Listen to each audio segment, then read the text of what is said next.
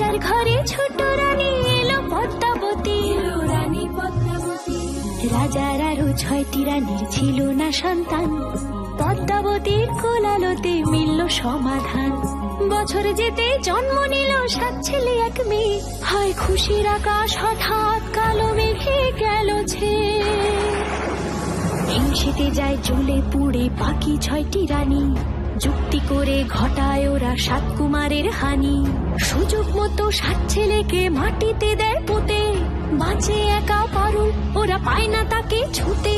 ধাইমা বাজায় সেই মেয়েকে বড় করে তোলে, 7 ভাইকে পায় যে পারুল 7টি চাপা ফুলে।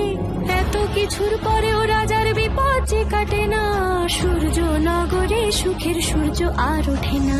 হিংসা বিবাদ বিচ্ছেদ আর প্রেমের কাহিনীতে পারুল বোন কি পারবে 7 ভাই চম্পাকে জাগাতে।